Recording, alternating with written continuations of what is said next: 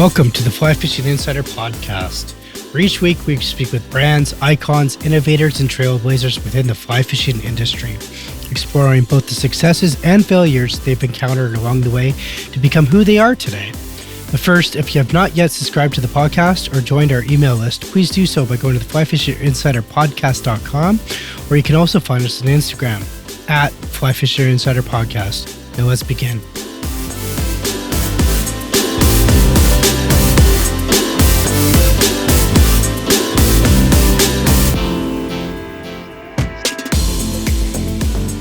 Welcome to the Fly Fishing Insider Podcast. Today our guest is Matt Smythe. Matt is the Communications and Membership Director of the American Fly Fishing Trade Association. Matt is also part of the newly formed awareness group, A Day for Bristol Bay. Matt is here today to tell us more about AFFTA and the Day for Bristol Bay. Matt, welcome to the show. Thank you. Glad to be here. No worries. We're excited you're here as well. And I know it's a busy time for you guys over at AFFTA, and you have a busy time for Day for Bristol Bay. So I guess we'll jump right to it. Before we get into those topics, tell us a bit about yourself. Well, as you had mentioned, I'm the Communications and Membership Director for AFFTA. The association is headquartered in Bozeman, Montana, but I work remotely from Western New York in the Finger Lakes region. Born and raised here. My background is in advertising and marketing. I'm a writer by trade. Yeah, I've been in fly fishing, enjoyed fly fishing for, I think I learned how to fly cast in 2001, so it isn't something I've been doing my entire life, but I have been fishing for as long as I can remember, and there's pictures that predate my memory of fishing, so I guess I've been at it in general for a while. Excellent. I love it. Matt, what's the fishing environment out in Western, or is it Eastern or Western New York? Western New York. Western New York. What's the fishing environment out there like? It's really diverse. We've got, there's a lot of lakes and streams and rivers. The Adirondack Park isn't too terribly far from us. We've got where I live in the Finger Lakes. There are 11 glacially formed lakes, and they hold lake trout, brown trout, rainbows. They hold small and largemouth bass, pike, muskie, perch, all the panfish, carp. So there's a really diverse fishery in the lakes. But then we've also got the Lake Ontario and Lake Erie tributaries, which are really close by. So we get our salmon runs, we get the steelhead runs and browns, which are really exciting. I mean, big fish in small water in some cases. And it becomes a destination. There's a lot of folks that come from other parts of the country and come and camp and stay for weeks during prime times of the runs in different locations. So there's definitely, it's a very diverse fishery of this. Just talking about it makes me want to get there. So it's funny. You're more than welcome. Yeah, thanks, Matt. Really quickly, what do you prefer, lakes or the rivers? Oh boy. I know I put you on the spot. That's a tough one. I think lakes have my heart, mainly because that's what I grew up haunting, the shorelines of Canandaigua Lake, and fly fishing just adds a whole nother layer of enjoyment to it. So I'd say lakes are probably where my heart is, but I will never ever turn down time on a river either. So I hear you, Matt. Before we get going too far into this, why don't we tell those that might not be aware of what AFFTA is and exactly what you do and why it's important to the fly fishing industry? Sure. AFFTA we are the sole trade organization for the entire fly fishing industry. So our mission, we guide the sustainable growth of the fly fishing industry through trade development and stewardship, those two things being our main pillars. From a trade development standpoint, we advocate for the industry and empower our members to improve their business through collaboration, education, and building community. And then on the stewardship side, we advocate for healthy fisheries and engaging our members and partners to support protection, restoration, and access to those fisheries. So that's sort of the short story. We represent a diverse constituent base. So we represent manufacturers, retailers, guides, outfitters, lodges, members of the media. And then there's a few partners that we have, folks that are fighting for clean water protections or conservation protections, different things, where we too are members of sort and support their organizations, and they support us as well. Wow. Sounds like you have a lot of hats going on there, Matt. Oh, absolutely. No, and I forgot. We host IFTD, which is the largest fly fishing trade show in the world. Up till this year, for the last 6, we've been in Orlando co-hosting with ICAST. This October, we are going back to our own standalone show, and it's going to be in Denver, Colorado, October 16th to the 18th. Matt, I'm definitely going to be touching base on the IFTD, but I want to circle back to the many hats that you do wear at AFFTA. And, there must be a fine line trying to please everybody and a challenge pleasing everybody. Can you tell us about some of those challenges that you guys currently face or have faced and have overcome? As far as the association's concerned? You betcha. Yeah, you betcha.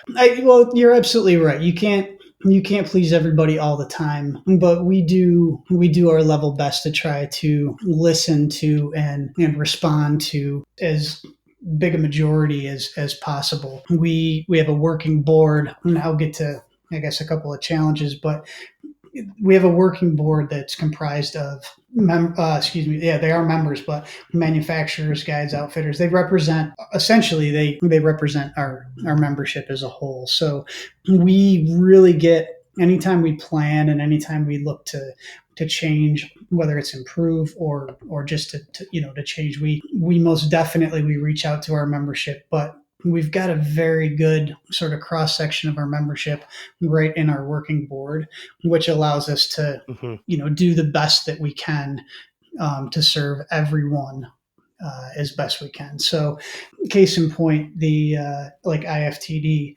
that when you're picking the time of year, if you set aside the location, the time of year is always difficult, because where at certain times of year best suit manufacturers, they may not necessarily fit retailer needs, when it comes to doing your preseason orders and what have you. And then in some cases, the time of year serves certain gear manufacturers very well, but not necessarily, soft goods at the same point. And then, from a location standpoint, we try to take a look at, a location that best serves as many people as possible. Denver, it's easy to fly into and fly out of. It's a major hub, but sometimes it's difficult, especially when it comes to, small shops, to its airfare, its hotel, food, and everything else. So it does become a bit of an expensive proposition. So we try to make it as worthwhile as possible. If they're going to make that investment in their business, then we're going to try to do everything we can to make it as beneficial. I hear you. So here's what I'm going to do, Matt. I'm just going to jump to the elephant in the room then. So let's talk about the move to Colorado and IFTD. I mean, the industry is a bit on a split decision on this. Kind of highlighted a few points already, but I think, I think it's really going to be to highlight the fly fishing industry without any other background noise, and take that for however you want to read into that.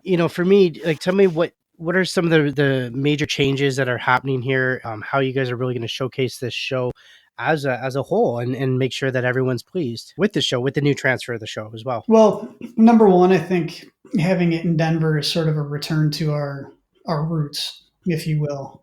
Correct, people consider the Rockies or the Colorado region is sort of the epicenter, I'd say, for fly fishing, from a concentration standpoint of businesses and fly fishing culture and what have you. So I think, that answers a lot of that sort of issue. There's tremendous fishing and a lot of fishing in so many other parts of the country as well. From salt to fresh, and saltwater is a very important part of who we are as an industry, and it's one of the fastest growing portions or segments of our industry. So, you do kind of, we're not necessarily leaving one or abandoning one to go to another.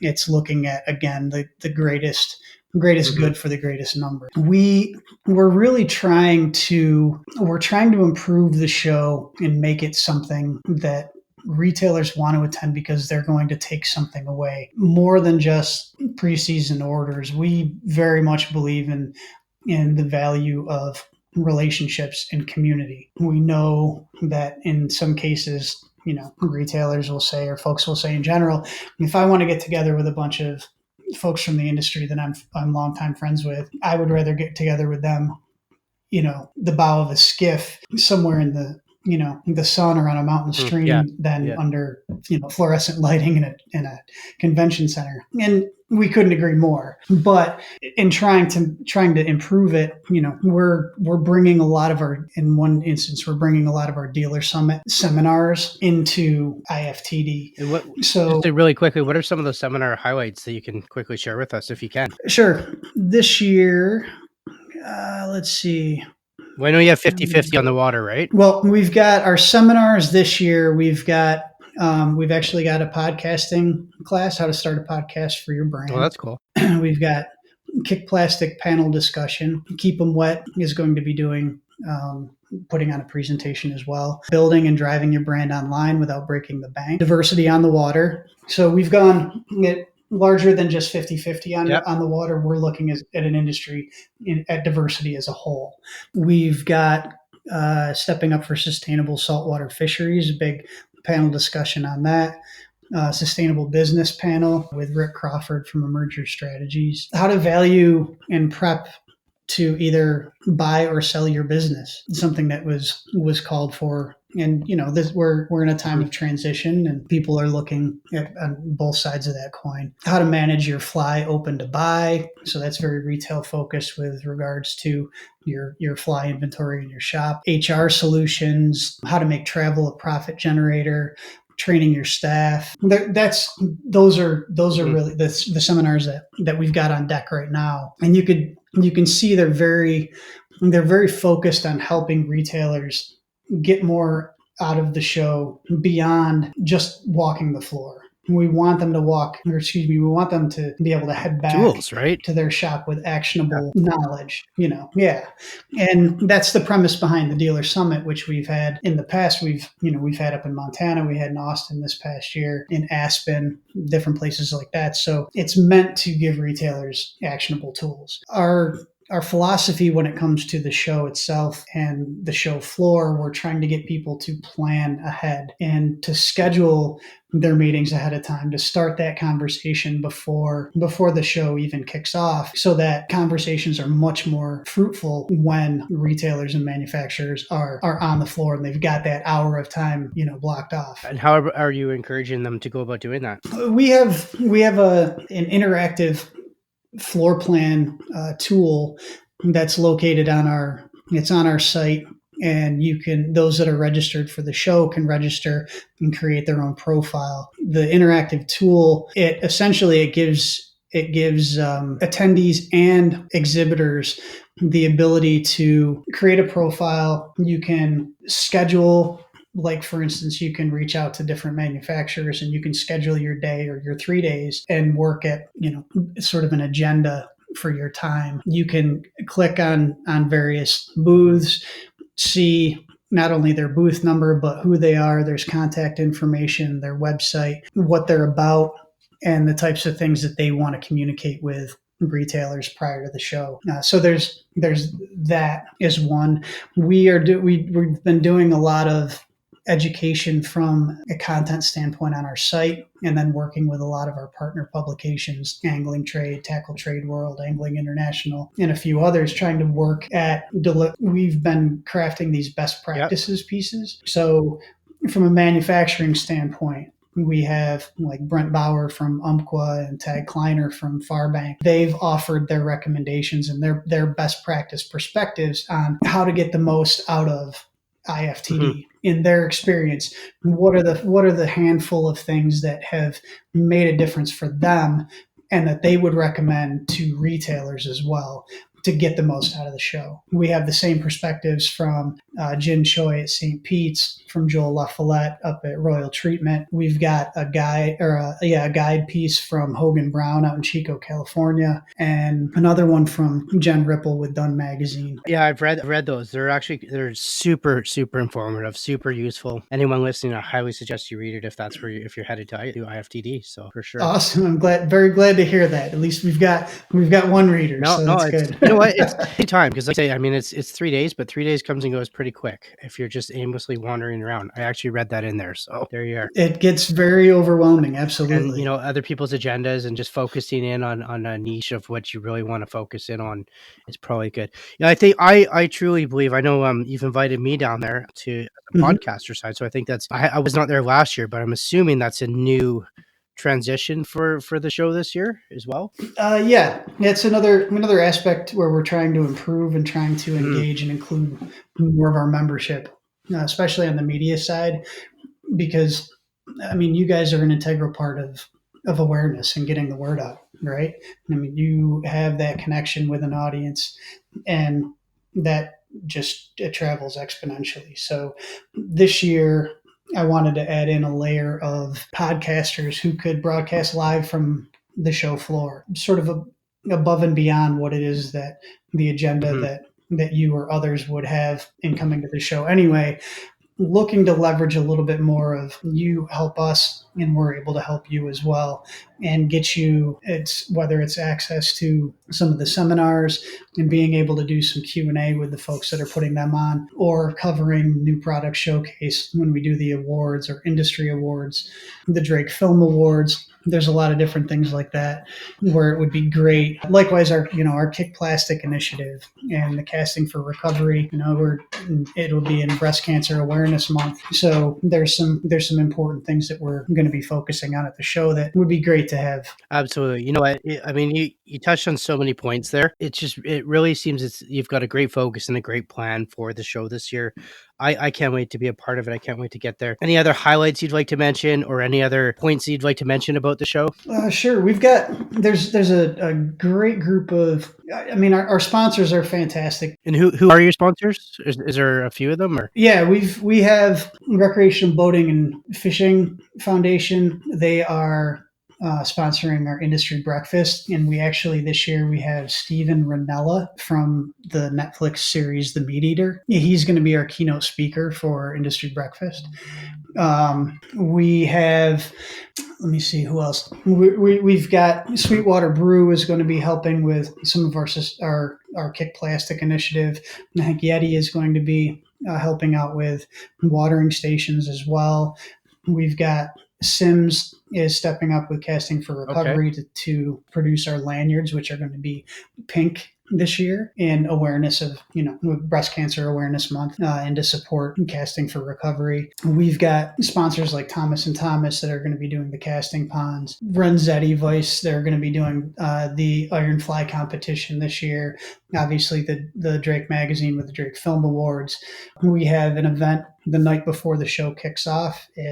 There's a presentation, but then there's also a happy hour, and that's sponsored by Angling Trade, Theodore Roosevelt Conservation Partnership, and High Street Strategies as well. There's a host of great people that are behind it, and there's some exciting stuff. How can for those that, I know you guys are sold out and you sold out really fast, but how can we bring more awareness, or how can one get involved with the show or the attendance? Touch base on that if you could. Absolutely. We are still we're actually strongly urging those who haven't registered from an attendee standpoint.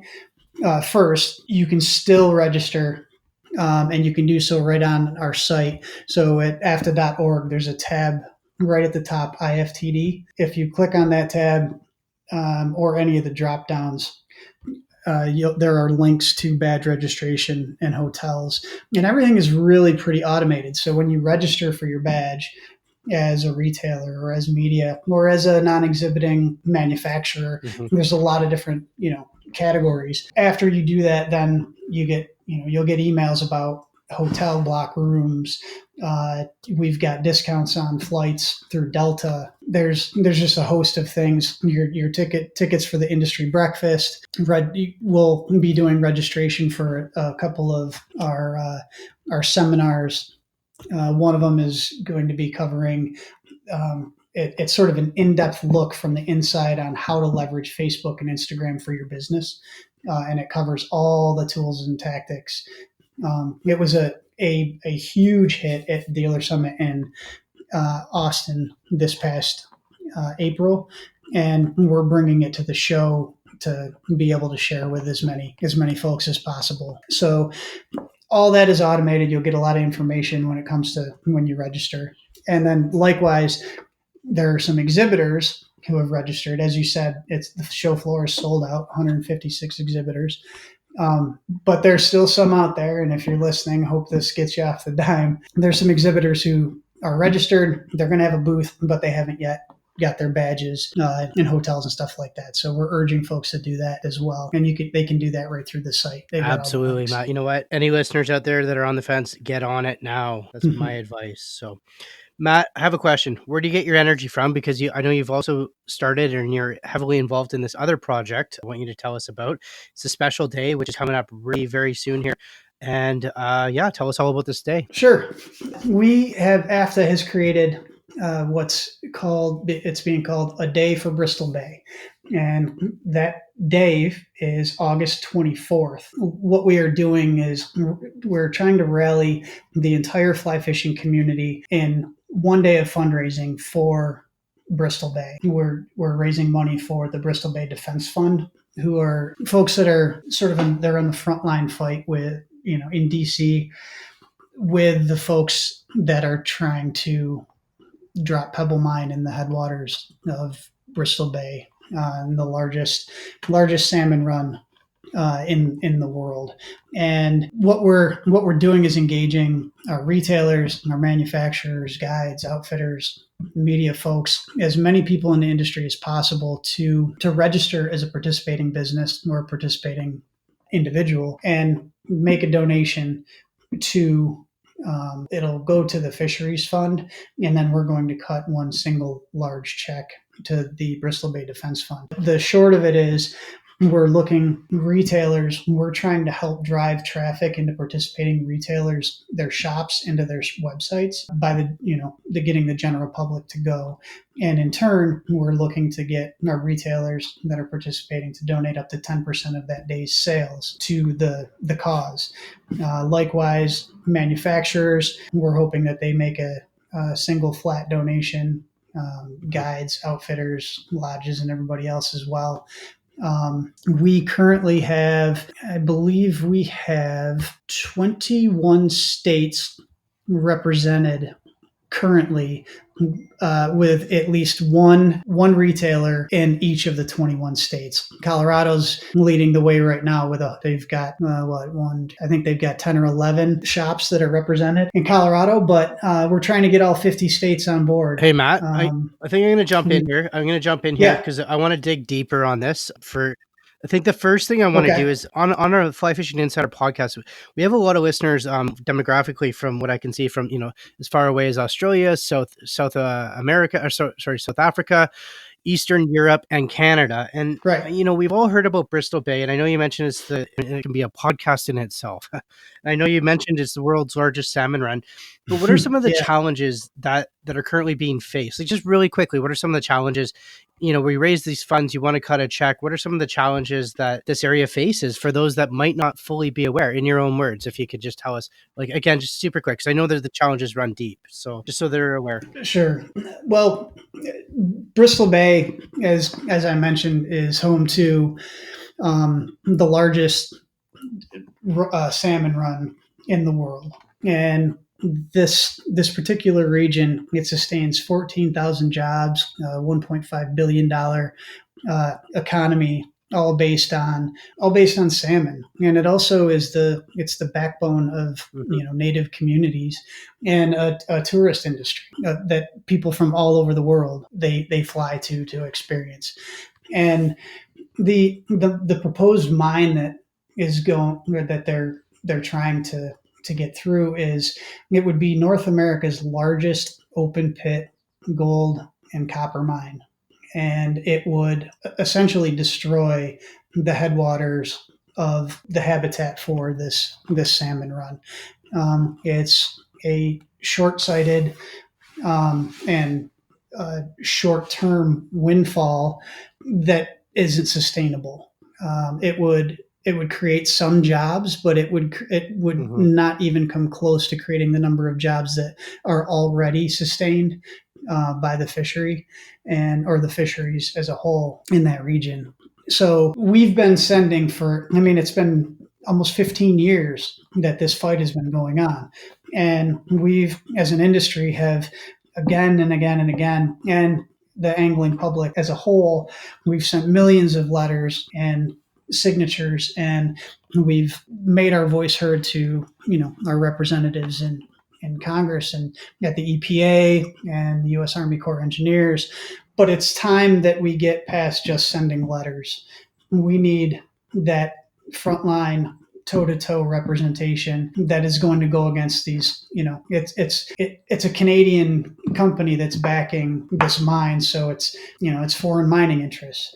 And they've got deep pockets, and we need to help the people that are there on that front line. And we need to help them with, quite honestly, with money that will help Absolutely. them to continue that fight. And that's what I wanted to get across to everybody. So with that being said, how can listeners, again, from other countries, get involved to back this amazing project? If folks from anywhere in the world, if you've got anglers that want to participate and want to get in on this, if there could be guides, folks from other countries that come and maybe they take clients or they come and guide during part of the season, or they've just come to fish themselves.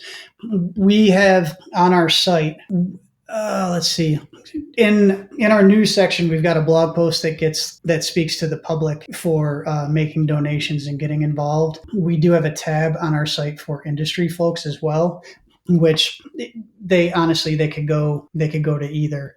If you were to go to our site, we've got a tab, Day for Bristol Bay, that's up there that people could access. But for those that are part of the angling public, if you go to AFFTA.org/D4BB, so it's short for Day for Bristol Bay, that is a direct URL for the general angling public to be able to make direct donations. So that would be a great way for them to get involved. And then likewise, just spreading the word, that would be very, very much appreciated. Again, that was AFFTA.org/DFBB. Was that correct? It's D, the number 4, Yep. and then BB. Perfect. I'll make sure I put that in the show notes. Absolutely important. So, I wrote this question and I kind of know the answer I would want to answer, but I want to talk about the goals. It's kind of funny because I have this question for you and I'm thinking to myself, I'm like, what's the perfect answer for this? And I think I'll say the perfect answer when I'm done, but I want to ask you, so let's talk about the goals of this project moving forward. What would you like to see happen with this project for the Day for Bristol Bay project down the road? Oh boy. Well, honestly, I think everybody that's involved, we've got some heavy hitters that have thrown their hat in the ring to support this with Farbank and Patagonia, Sims. There's a host of, some heavy hitters and there's a host of other manufacturers that are very generously supporting this. And every last one of us, I guess our ultimate goal would be that we do not have to revisit this campaign.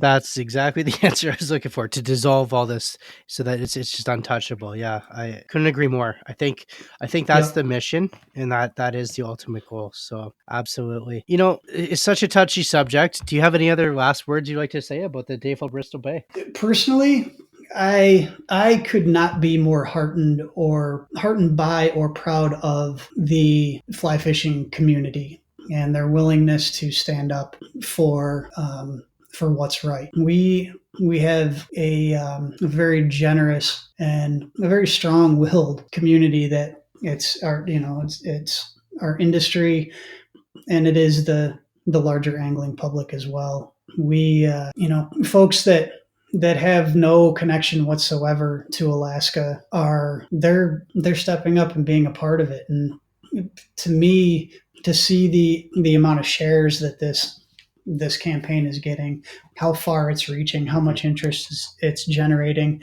and how excited people are to be a part of it. It's an amazing thing to be, for me personally, to be a part of, because I feel like I'm really making a difference. And from an association standpoint, it's fantastic because it's really showing a common bond that we've always known, that our membership and even non-members that are in part of the industry community, that we all share. It makes us proud to be able to do this kind of work on their behalf for a cause that really needs our voice. Absolutely, Matt. You know what? I couldn't agree more. You summed it up so nicely. Very articulate, classy. I love it. With that said, let's start with, where can we find you for the AFFTA? Where's all your AFFTA account? Well, AFFTA, we have on Instagram, it's AFFTA _IFTD. So lowercase AFFTA _ lowercase IFTD. Perfect. And what about the Day for Bristol Bay? Day for Bristol Bay, that can be found on our website, AFFTA.org. There's two different sites. One of them is industry facing. So it's AFFTA.org /industry. Yeah, it's /industry -D4BB. Excellent. And I'm going to make sure that I know the Fly Fishing Insider podcast is definitely committed to this project as well. We've spoken about that. So we will be having a blog up on our website as well, on flyfishingpod.com, about this in a bit more detail based on our communications back and forth. So Matt, I know you're busy and it's crazy time for you. Next week's going to be a busy week for you. I'm going to let you go. Any last words? Not offhand. I very much appreciate you having me on. I appreciate the time. Yeah, no worries. To be able to talk about all this. Always welcome. Matt, I want to thank you, and I want to thank the listeners as well. You are listening to Matt Smythe from AFFTA and Day for Bristol Bay. Thanks, guys. Be well.